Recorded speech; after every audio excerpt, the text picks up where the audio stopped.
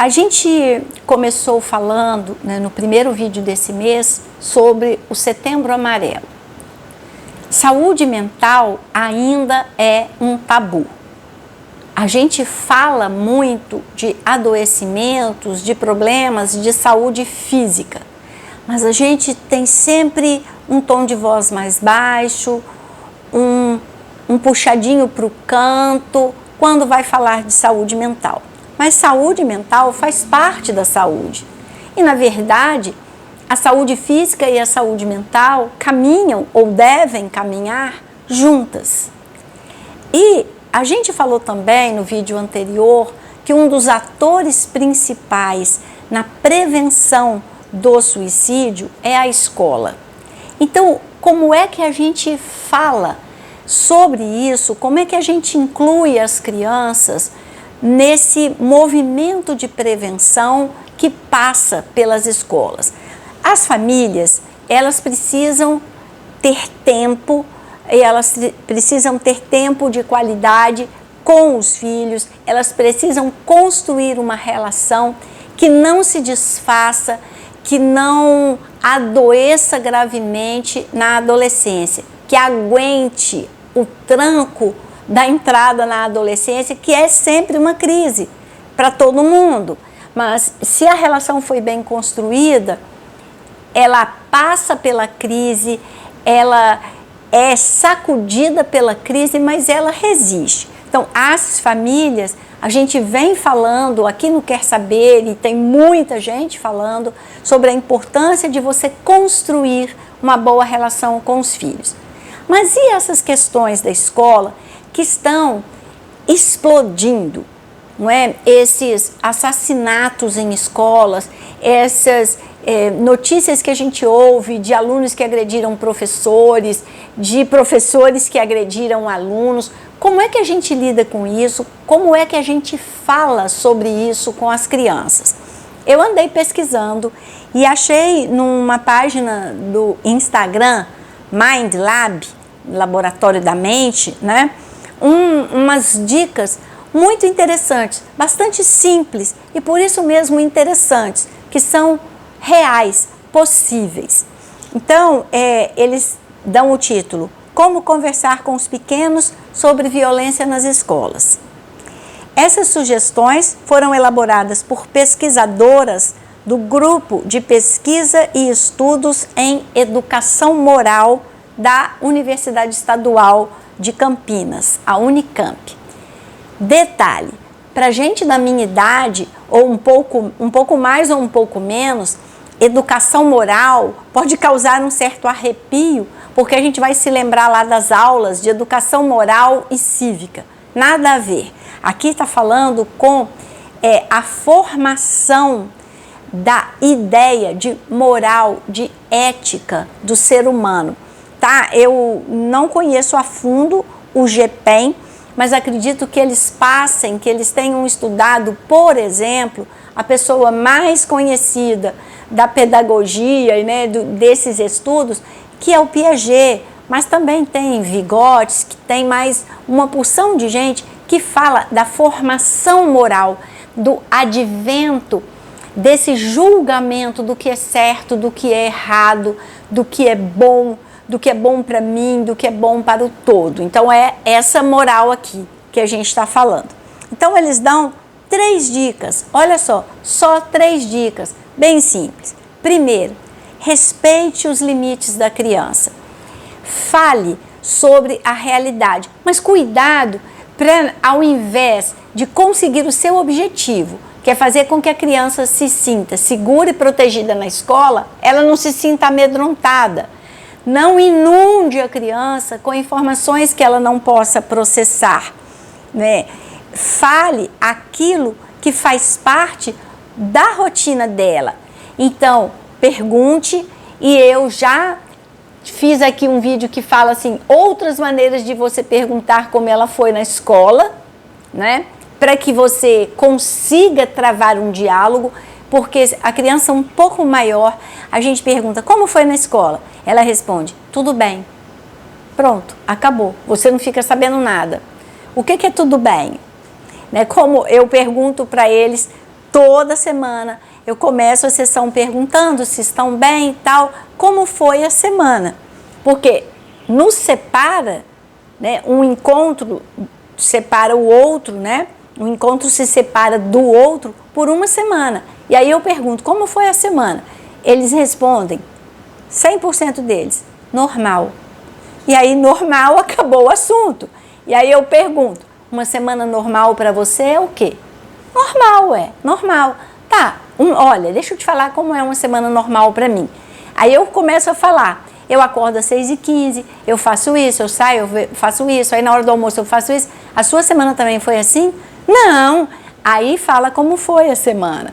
Então, a gente precisa saber perguntar para que a conversa se desenvolva. Então, é por aí.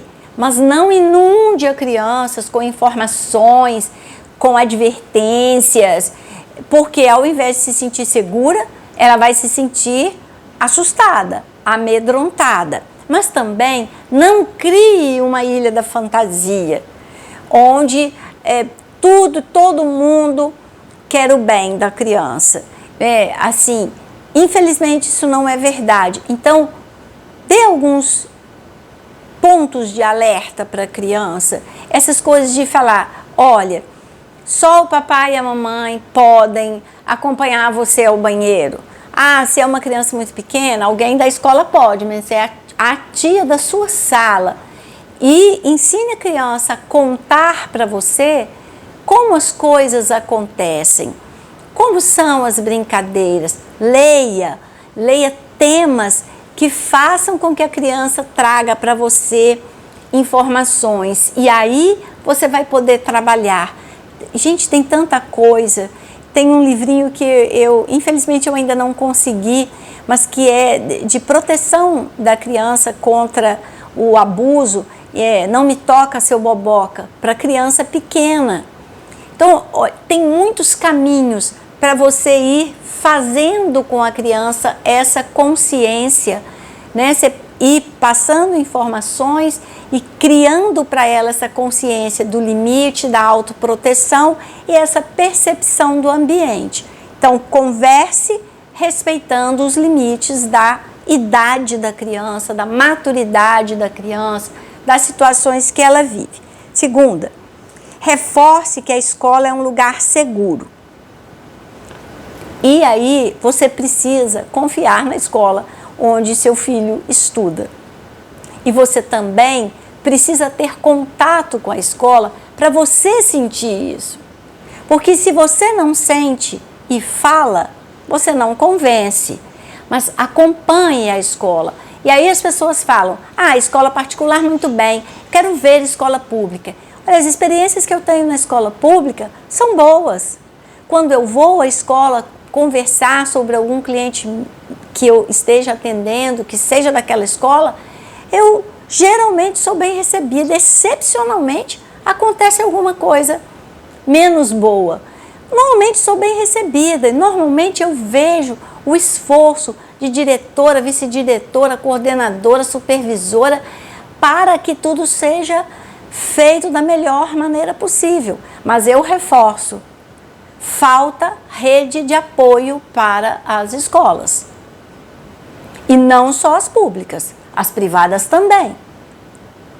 A gente vê acontecer, a gente no consultório vê acontecer nas escolas particulares também coisas que não deveriam acontecer em escola nenhuma. Exposição de alunos, maneira equivocada de corrigir maus comportamentos. E ninguém está falando que você não pode corrigir. Mas se você corrige humilhando o aluno, expondo o aluno à crítica dos outros, você não está corrigindo. Sinto informar. Você está desfazendo ou está criando uma situação oposta à que você deseja. Você está fazendo com que ele desconfie da escola, com que ele passe a ver o ambiente escolar como punitivo, como desrespeitoso. E aí, olha, um adolescente, um pré-adolescente, seja da escola pública ou da escola particular, se ele se sentir desrespeitado, aí a coisa ficou muito ruim, porque ele vai sistematicamente procurar situações onde ele possa apontar as suas falhas. Mas ao contrário, quando ele se sente respeitado nas próprias falhas, você pode conseguir que ele te ajude a compreender coisas que só eles compreendem a respeito de si mesmos. Porque a adolescência deles é muito diferente da nossa. A infância deles é muito diferente da nossa. Tem muita coisa que a gente não entende se a gente não se dispuser a ouvi-los e a pensar com a cabeça aberta. Então, reforce que a escola é um lugar seguro muito mais com as suas atitudes do que com o seu discurso. Terceiro, oriente a pedir ajuda. Não ignore informações compartilhadas por colegas sobre agressões. Tá rolando uma conversa, preste atenção nessa conversa. Ah, mas eles inventam muito. Aumentam. É verdade, podem aumentar. A história pode ir passando meio que por aquele telefone sem fio, mas vai atrás, tem alguma coisa. Ensine a criança a sempre relatar a um adulto as dificuldades dela, aquilo que ela viu, aquilo que ela ouviu com relação a agressões. Mas tenha cuidado na condução, porque o que a gente tem visto é que a gente orienta a criança a não esconder. Aí ela conta e aquilo se vira contra ela, porque a escola toma uma atitude que expõe essa criança que tentou proteger a outra. Então, muito cuidado com como você ouve e o que você faz a partir do que você ouve, porque você é o adulto. Você deve ser a referência dessa criança, desse adolescente. É você que vai ouvir e é você que vai tomar uma atitude, mas muito cuidado com a sua atitude. Você também pode pedir ajuda para tomar a atitude correta. Você também pode pedir a alguém que te ajude a pensar na situação. Não haja sem pensar. Não estrague a confiança que a criança ou o adolescente tiveram em você. Estimule a criança a falar. Outro dia eu comentei numa postagem, eu não me lembro de quem, o fato de que a criança não deve ter segredo para os pais. Eu falo para os meus clientes, crianças e até para os pré-adolescentes, que a única coisa que pode guardar segredo de pai e mãe é festa surpresa. O resto tem que contar. Por quê? Porque, infelizmente, eu já vivi situações em que a escola fala, não vai falar em casa que isso aconteceu, que senão vai dar uma confusão danada. Então, quando fala isso, aí é que tem que contar mesmo. E, não foi escola pública não, tá, gente? Foi escola particular. Que é muito difícil realmente. E eu estou falando isso não porque eu seja contra a escola, porque eu acho que a gente precisa explicitar o que a gente está vivendo para que a gente passe de um discurso para uma prática. Então, o que a gente está vivendo? Uma tremenda confusão, um tremendo desencontro e um grande sofrimento de todos com todos. Então, precisa que a escola apoie a criança? Sim, mas precisa que alguém apoie a escola. Quem vai apoiar a escola? Quem vai ser a rede de apoio da escola? É a Secretaria Municipal de Educação que vai oferecer um suporte, que vai oferecer acompanhamento psicoterápico para os professores em situação de risco para doenças mentais, em situações de risco para burnout? É a Secretaria Municipal, é a Secretaria Estadual, é o Ministério da Educação? Quem vai apoiar as escolas? Mas alguém tem que fazer isso. E a escola precisa dizer do que ela precisa, para que ela faça aquilo que ela pode fazer, aquilo que se espera que ela faça pelas crianças, pelos adolescentes, pelos jovens que são confiados a ela, para que a escola cumpra esse lugar de ser um dos lugares privilegiados de aprendizado, não só acadêmico, mas de convívio, de relacionamento, de autoconhecimento.